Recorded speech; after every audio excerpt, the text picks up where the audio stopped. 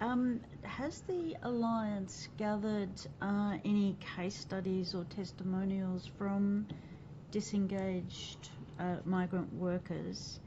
And if so, what themes have emerged regarding their lived experience?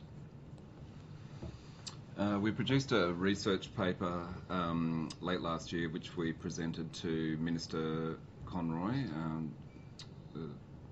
at Federal Parliament.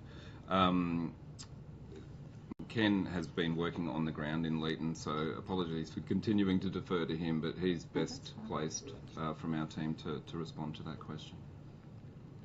Ken, would you like to respond to that question? And obviously, yeah, absolutely. And I'm also mindful we have senior leaders from Leeton who can add on to what I'll share. Our experience within that Leeton Griffith Bells of the Riverina has had us interacting with disengaged workers, most recently about a fortnight ago. Now, some of the factors that have been shared by these disengaged community members is, to begin with, elements to do with wage theft, the sense that someone joins the program not understanding what deductions will apply to their wages.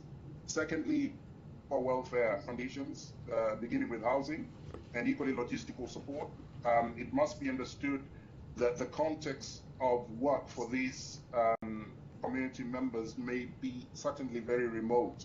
And so certainly someone needs that logistical support, all around logistical support to get work. And if that's not the case, then it could be a trigger of disengagement. Thirdly, work hours that are contracted.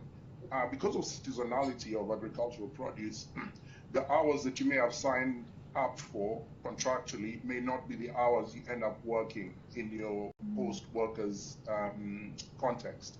And so this then obviously has a ripple effect into the wages that you do obtain. And that is also a trigger for engagement. Thanks, Mr. Daci. Ms. McDonald, have you another question? Like with that report, would that report be able to be made available to this inquiry In case that if would it's be useful? Yes. Yeah. Okay. We might take that as a supplementary request. Thank you. Sure. And with visas, what kind of role does misinformation about the protection visa application play in creating those pathways to exploitation? And how should we address that?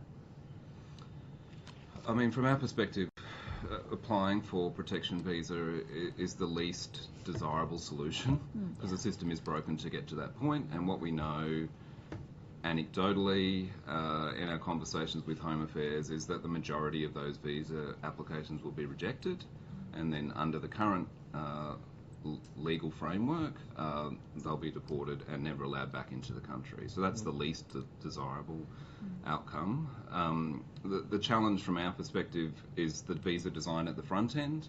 The 403 ties a worker to an employer. That's the program design. And so our advocacy to government is to have some flexibility within that visa so that workers can shift. And then obviously all the other things that lead up to that disengagement. So from our perspective, we would strongly trying to do everything that we can do to prevent people from getting to the point where they feel like they need to apply for their asylum.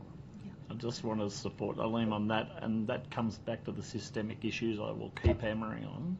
If they were fixed, and there were people on the ground, in conjunction with councils and community organisations, you would cease the leakage from engaged to disengaged and try possibly re-engage the disengaged.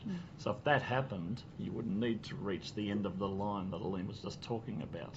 That's how we fix it. We fix the system where it's broken, not try and band-aid it and still work with a broken system.